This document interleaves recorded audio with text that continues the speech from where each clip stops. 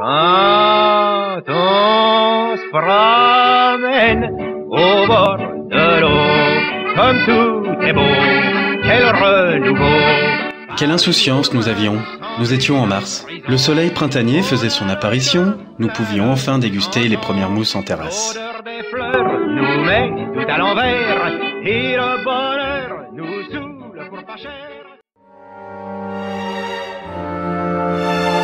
Et puis, il y eut ce jour terrible du 16 mars.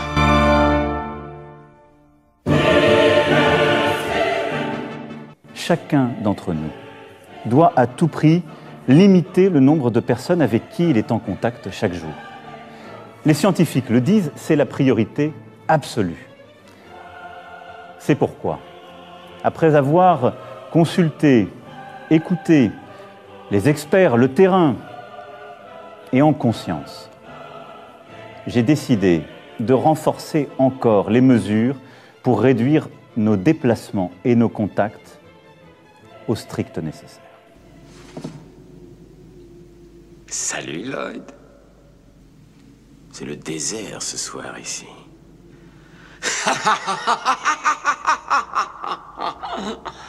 Pour limiter la propagation du coronavirus, nous avons dû nous confiner. Fini les apéros et les repas entre amis, fini les réunions familiales, surtout fini les allers-retours en train pour aller au boulot et vive le télétravail.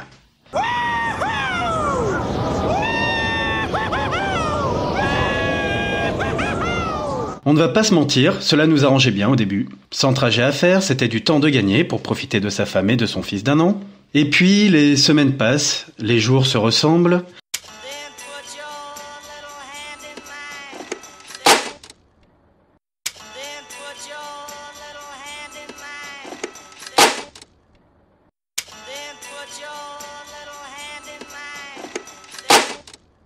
Malgré les visios, les soirées entre copains nous manquent, et on commence à se surprendre d'attendre avec impatience ça.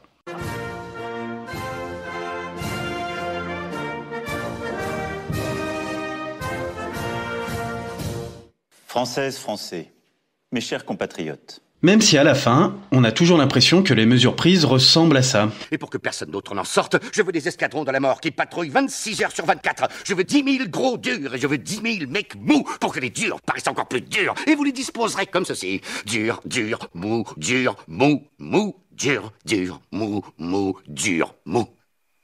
Le bébé, lui, commence à marcher. C'est merveilleux, mais ça rend vite fou quand on doit le surveiller 24 heures sur 24, confiné dans un appartement de 70 mètres carrés.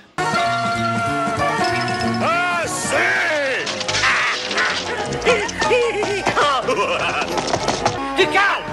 Allons, du calme, hein? Nous n'en sortirons pas, Astérix. Et on se demande comment sa nourrice pouvait le supporter toute la journée. Mais au fait, comment va-t-elle? Quand je vois les décès et je vois des gens, je vois mes collègues, il y a des asthmates qui sont vraiment malades. Il y en a une qui a été hospitalisée avec son mari. J'ai une amie à moi, elle aussi, elle a attrapé cette maladie. Je vais vous mentir, j'ai peur. Allez, on va dire la première semaine, ça m'a fait un peu de repos. La deuxième, la troisième, oula, ça me manque, hein. D'habitude, on joue, des fois on rigole, des fois on sort, des fois, ça me manque les câlins, les bisous, mon petit gabin avec sa petite bouboule, là. D'habitude, il se jette sur moi, il me griffe, il joue avec moi, mais, franchement, ça me manque. Mon travail me manque énormément. Si vous voulez, on vous le donnera plus longtemps parce que là, il commence à être pénible. Hein. Heureusement, pour casser la monotonie et apporter un peu de baume au cœur, certains ont de la suite dans les idées. C'est le cas de Ben qui propose des mix apéro en direct de son balcon chaque vendredi. Donc je mixe ce que je connais, c'est-à-dire effectivement la pop, le rock, l'électronique, et j'essaie de mixer, des choses qui ont un peu qui ont un sens, la qualité. J'essaie toujours de laisser du sens dans mes choix musicaux, par rapport à la situation, par rapport à une émotion que je veux faire ressortir. C'est surtout comme ça que ça s'oriente. Effectivement, j'avais plus de gens qui étaient avec moi que contre moi. Ouais. C'est-à-dire que maintenant, ça ne pas une pays du Sud, tout le monde se parle à travers les fenêtres, les balcons. Mais c'est hallucinant d'en parler hier justement avec les voisins d'en face. Je parlais pas avant. Et on me dit que la rue avait vachement changé et que c'était très agréable maintenant pour ça. Ce confinement quasi mondial aura au moins eu l'avantage de créer un élan de solidarité incroyable à travers tout le pays. De bon augure quant à l'avenir post-confinement. Je vais vous dire un truc qui va peut-être sembler bizarre, mais je trouve que ce confinement, sans exclure l'horreur des hôpitaux, je trouve ce confinement très salutaire.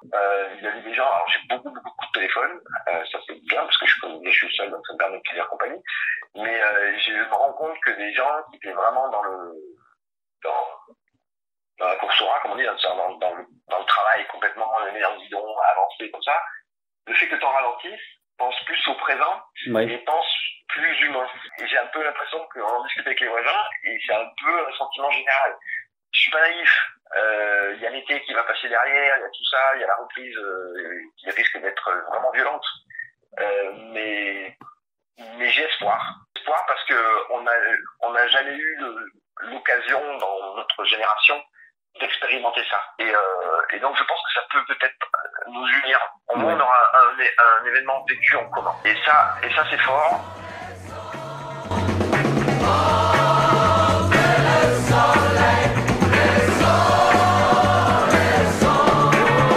Voilà, ce podcast est désormais terminé. N'hésitez pas à laisser vos commentaires sur la page Facebook ou la chaîne YouTube de la ville. Et n'oubliez pas de rester chez vous, au moins jusqu'au 11 mai.